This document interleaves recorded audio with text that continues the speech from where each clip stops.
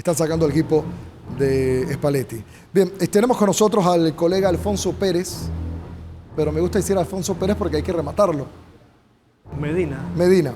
Alfonso trabaja en La Secta. Alfonso, ¿cómo estás? Buena tarde, bienvenido al Marcador. Dijo Alfonso Pérez y me acuerdo del estadio del Getafe, ¿no? Sí, efectivamente, buenas tardes, buenas noches desde aquí, desde España, sí. El Coliseum Alfonso Pérez, que es el estadio del Getafe, que está aquí en el sur de la capital y, bueno, compartimos el primer apellido, pero no el segundo. Estaba entre las curiosidades que tiene el mundo del fútbol. Ahí estaba viendo que por un tema de apellido y un árbitro de apellido Franco, el Generalísimo mandó a poner el apellido materno cuando se habla de los árbitros. Porque había un árbitro malo que había apellido Franco, entonces todo el mundo aprovechaba para decir Franco Harry Potter. Franco Martínez, de hecho. Ajá, y por culpa... Sí. Ajá. Eso es una característica aquí en España. Los árbitros siempre les conocemos por los dos apellidos. Por los dos una apellidos. cosa curiosa, sí. Pero lo que leí fue producto de Franco, que había un tal Franco que era malo y en todas las canchas de España le decían vulgaridades, pero era tal vez disimulada para el general. Y él dijo, ven acá, no, ese no soy yo, ese insulto no es para mí. Pongamos el apellido materno. ¿De verdad? Eso es. En la única parte del mundo donde se le dice el apellido materno al árbitro es en España. Producto de esta curiosidad. Alfonso Pérez, yo me imaginé el hombre de los botines blancos que jugaba en Betis. Nunca recuerdo a Alfonso jugar en el Getafe. ¿Él jugó en el Getafe? Él jugó en el Betis y en el Real Madrid, sobre todo. Lo que pasa es que él es nacido en Getafe, que es una localidad que está muy cerca de Madrid, al sur de la capital. Y yo no sé si en sus comienzos llegó a jugar en el Getafe, pero en el Barça desde luego también. él es nacido en Getafe y yo creo que es un poco el homenaje de su ciudad de origen.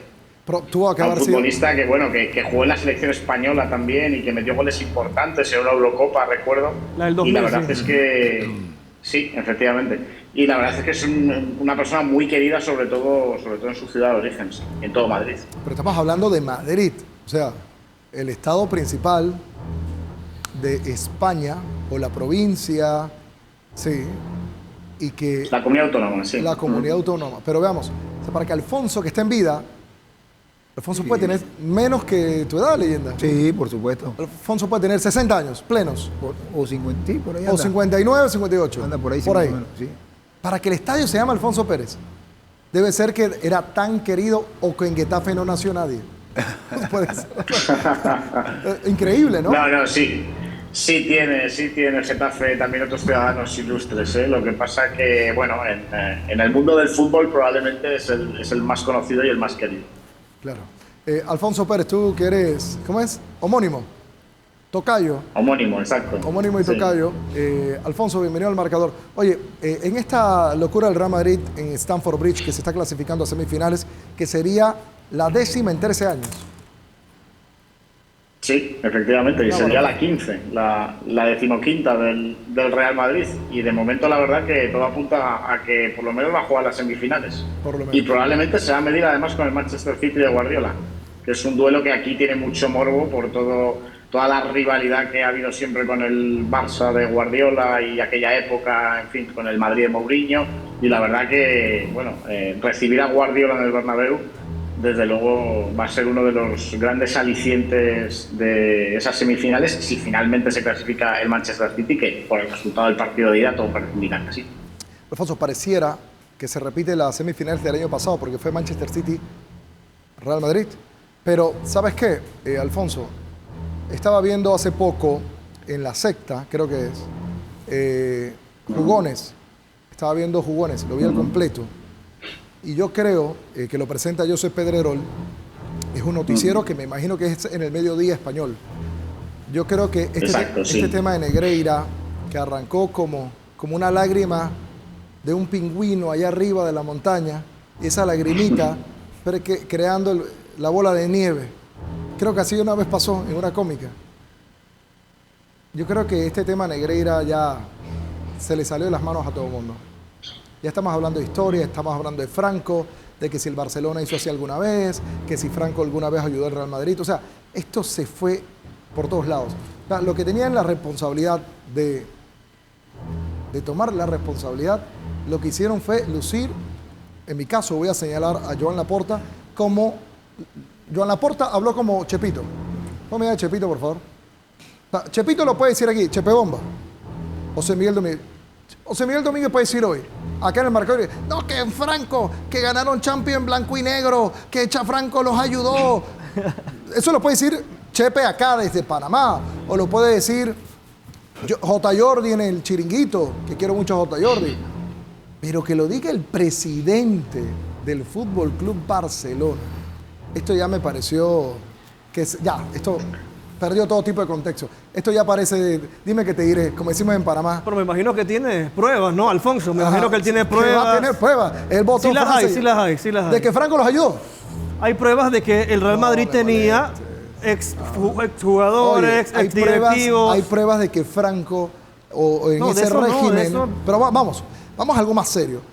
Era una era militar. Es como si dijéramos acá en Panamá que tuvimos al PRD, a Torrijos, a Noriega, en Argentina en el 78, 85, que se desaparecían las personas. Y vamos a hablar de que si se desaparecían personas, hermano. O sea, estamos hablando de una era de terror donde no había ley. No, es que ¿Qué te puede decir que un partido fue afectado? Claro que sí, las que era lo menos importante. Estuvieron fuera de contexto, la del Madrid también. Pero Chepe, sí. Pero si tú me dices ahora... Porque el Barça fue obligado a condecorar a Franco. Un ejemplo. ¿Qué haces? ¿No lo condecoras? Chepe, espérate. El que tiene la información ahí es Alfonso Pérez Medina. Yo simplemente voy a decir que tanto en Panamá, que tuvimos 30 años de militarismo, ¿cuánto? Por ahí. Hasta que vinieron los gringos e invadieron Panamá para sacar los militares, porque no podíamos nosotros con otro problema. Panamá tuvo militares, hubo gente desaparecida, extorsionada, exiliada. Igual Argentina, que la Argentina fue terrible, en Brasil fue terrible. Chile, Pinochet, ponían a la gente ahí en el Estadio Nacional, horrible. España igual, o sea, cuando hablamos de la era militar, ya no había leyes, o sea, si no había leyes civiles, ¿de qué vamos a hablar de fútbol? Voy contigo, Alfonso Pérez. Bueno, pues la verdad es que, en fin, lo que empezó como una investigación de la agencia tributaria, pues efectivamente ha devenido al final en un enfrentamiento entre el Madrid y el Barça, y además de muy grosso calibre con estas acusaciones que se están lanzando mutuamente. La verdad es que intentar decir quién era más franquista en España durante el franquismo, yo creo que es un ejercicio bastante vano, porque todos los equipos que tenían cierto éxito eran aprovechados por el régimen para, evidentemente, hacer la poca propaganda exterior que podía hacer. De todas formas, esas acusaciones de Joan Laporta parten de inexactitudes históricas absolutas. Terminaba la Guerra Civil en 1939, bueno, pues uno de los equipos que quedó en una peor situación precisamente era el Real Madrid. Hubo presidentes del club incluso que fueron fusilados al término de la Guerra Civil después de haber tenido que exiliarse en Valencia, por ejemplo. El Madrid estuvo en una situación económica muy difícil. El Madrid se tiró 15 años sin ganar una liga. Luego es cierto que en los años 60, evidentemente, vino el éxito del Real Madrid, vinieron las Copas de Europa, las 6 Copas de Europa seguidas, y evidentemente el régimen tenía que aprovechar absolutamente todo para hacer propaganda exterior, y evidentemente se apropiaba también de esos éxitos que tuvo el Real Madrid, pero el mismo Franco estuvo inaugurando el Camp Nou, es decir, todos los equipos en España durante la época de Franco eran franquistas, y diría más, no solo todos los equipos, sino prácticamente todos los ciudadanos, porque el que no lo era, pues acababa en la cárcel directamente, cuando no fusilado.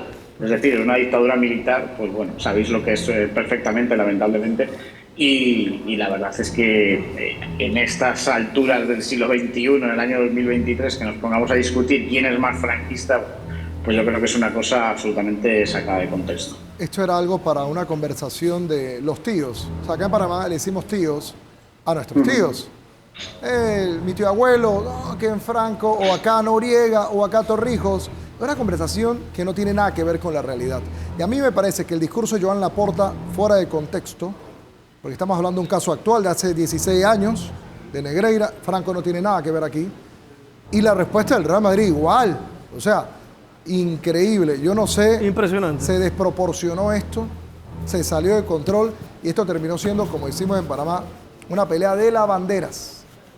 Dime tú, que tu abuela, que tu tío, eso fue los clubes tal vez más importantes del mundo. De verdad, qué bajeza, qué tontería. Alfonso. Sí, la verdad que sí. Yo creo que, bueno, el Madrid lo que ha hecho ha sido responder también a ese ataque, pero Yo creo que Joan Laporta ahí efectivamente se excedió, porque la verdad es que además es algo como muy antiguo, decir que el Real Madrid era el equipo del régimen, bueno, y demuestra también algo que aquí en España se ha llamado durante mucho tiempo la madriditis, que es un poco, bueno, pues esa obsesión por el Real Madrid y por decir que el Real Madrid lo consigue todo gracias a los árbitros, y que los mejores Barça de la historia, el Barça de Messi, el Barça de Guardiola, pues hicieron olvidar, y ese Barça no apelaba en ningún momento a la madriditis, y yo creo que eso es un signo también de debilidad del propio Joan Laporta y del propio Barça, en una situación en la que también yo creo que lo que ha intentado ha sido cambiar el ritmo de los acontecimientos, y lo que aquí llamamos una cortina de humo, de que se hable de otra cosa, porque realmente lo que tiene que hacer, y para lo que compareció ayer Joan Laporta, era para dar explicaciones sobre por qué el FC Barcelona estuvo 17 años pagando al número 2 de los árbitros, a través de una sociedad que era propiedad de Enrique Negreira, de José María Enrique Negreira, que era el vicepresidente del Comité Técnico de Árbitros, y bueno, a cambio de unos supuestos informes de asesoramiento sobre los colegiados, sobre la competición, que no han aparecido, y que Hacienda, la agencia tributaria, le reclamó al conjunto azulgrana y que no le pudo dar porque no los tenía, porque además eran informes verbales, incluso con testimonios, por ejemplo, de la secretaria de Enrique Negreira asegurando que ella nunca vio a su jefe hacer ningún tipo de informe, además con unos precios que se pagaban desmesurados, entre 45 y 50.000 euros al mes, y daba la casualidad que cuando llegaba el mes de junio, cuando llegaba el verano, bueno, pues había una especie de paga extra y le pagaban 150.000, 200.000 euros, y a veces por conceptos que suenan muy absurdos, como por ejemplo grabar partidos de la selección española de fútbol durante los mundiales, en Brasil en 2014 o en Rusia en 2018. Bueno, esto es lo que se está dirimiendo en la investigación judicial, y yo creo que Laporta tiró ahí también de ese clásico del Real Madrid como equipo del régimen para no hablar de lo que tenía que haber hablado. Alfonso, ¿cómo estás? Un abrazo. Te saluda José Miguel Domínguez. Lo último del caso Negreira, y cómo afectaría el caso, el comunicado de los árbitros. No sé si lo viste. Sí. ¿Cómo afectaría el caso Negreira? Ellos hablan de que los árbitros, no recuerdo muy bien las siglas, pero que ellos no decidían los colegiados que participaban. Sí, exacto. Bueno, pues yo creo que algo se está moviendo ahí en el mundo de los árbitros, y también hay manifestaciones de antiguos árbitros que son un poco contradictorias, que vienen también, yo creo, determinadas por la relación que tenían con esa cúpula arbitral que estuvo en la Federación Española de Fútbol hasta 2018. Hay algunos que decían que Enrique Negreira no pintaba absolutamente nada, pero hay otros que decían que sí, que tenía una especie de índice corrector, que lo llamaban. Algunos decían socarronamente que era el índice corruptor, que a lo que se dedicaba era a modificar los resultados, las valoraciones que tenían los árbitros por sus actuaciones, para determinar quiénes se mantenían en la máxima categoría y quiénes bajaban a segunda división, a la segunda categoría del fútbol español, y que de esa forma, bueno, pues lo que hacían era premiar aquellos arbitrajes que se ajustaban más a lo que ellos querían. Estos son denuncias que están haciendo los propios árbitros. Y bueno, algo se está moviendo en ese mundo, y esperemos que la investigación judicial, bueno, pues al final consiga desentrañar qué era exactamente lo que pasaba en el arbitraje español durante todos esos años. Alfonso Pérez Medina, te saluda Johnny Apolayo desde Panamá, un placer. Alfonso, ¿a dónde quiere llegar estos dos grandes clubes? Porque pareciese hasta cierto punto que esta novela distrae de lo que necesita el mundo fútbol, que es de títulos, de contrataciones, de llegada de jugadores. ¿A dónde quiere llegar estos dos grandes clubes? Y no solo los dos grandes clubes, también la liga, porque empaña totalmente al torneo como tal, y en búsqueda de querer volver a ser la mejor liga del mundo. Sí, desde luego yo creo que se está viviendo un Madrid-Barça no en el terreno de juego, sino en este caso en los juzgados, en la investigación judicial, porque sabéis que el Real Madrid se ha intentado personar en la causa, ha intentado acusar con una figura que aquí en España se llama la acusación particular. Considera que él ha sido perjudicado por todos esos pagos que realizó el Barça al número 2 de los árbitros, y que, por tanto, tiene la potestad de poder formar parte del procedimiento, pedir pruebas, interrogar en las declaraciones judiciales que se produzcan, y eso ha sentado muy mal al Barça. De hecho, se están oponiendo a esa pretensión y bueno, finalmente la juez instructora que está investigando el caso pues tendrá que decidir si el Madrid está personado en la causa o no. Eso ha enrarecido muchísimo el ambiente futbolístico en España. En el último clásico que celebraron en el Camp Nou el Barça y el Real Madrid, el presidente madridista Florentino Pérez no acudió al palco, rompiendo una tradición que se llevaba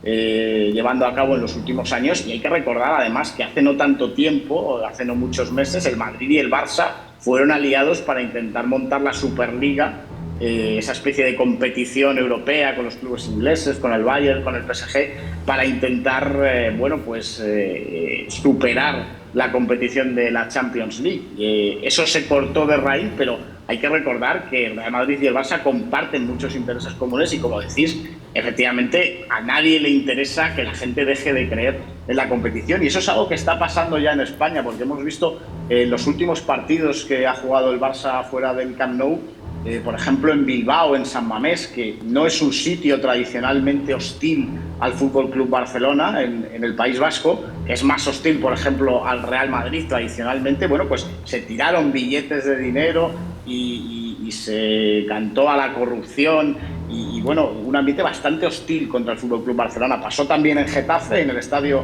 Alfonso Pérez, del que hablábamos al comienzo de esta intervención. Y la verdad es que el clima se está enrareciendo y a nadie le conviene, tampoco al Real Madrid, desde luego, que el aficionado deje de creer en la limpieza de la competición, porque al final eso evidentemente es un perjuicio, sobre todo económico, para todos los clubes. Se ha manchado toda la competencia española, Alfonso, y se nota ya en los niños también, los papás gritan, compremos al árbitro, o sea, en España. O sea que yo creo que moralmente el fútbol está perdiendo mucha categoría y es lamentable para, en su momento, llamar a la mejor liga del mundo. Suficiente con la competencia que tienen con la Premier League, que por plata no pueden competir. Efectivamente. Por plata no pueden competir. Efectivamente. El Real Madrid es un problema añadido, además. Sí. Efectivamente. El Real Madrid está eliminando al Chelsea, ya anotó el segundo, está para semifinales, puede eliminar al Manchester City. Pero eso es un espejismo cuando vemos los dos campeonatos entre la Premier League.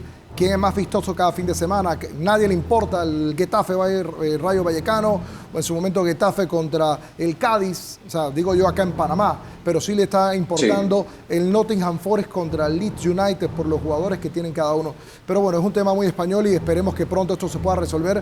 Y no es este dime que te diré que tiene entre el Barcelona y el Real Madrid. Tú eres franquista, no, tú eres más franquista, Franco te dio plata, a mí no me dio plata, a mí me bombardearon, me quedé sin jugadores. De verdad, esto ha pasado de la seriedad para mí. La seriedad. Gracias, Alfonso. Un abrazo hasta Madrid. Muy bien, un abrazo, un saludo a todos. Alfonso Pérez Medina con nosotros acá en El Marcador. Está ganando el Real Madrid, Chepe, ¿no?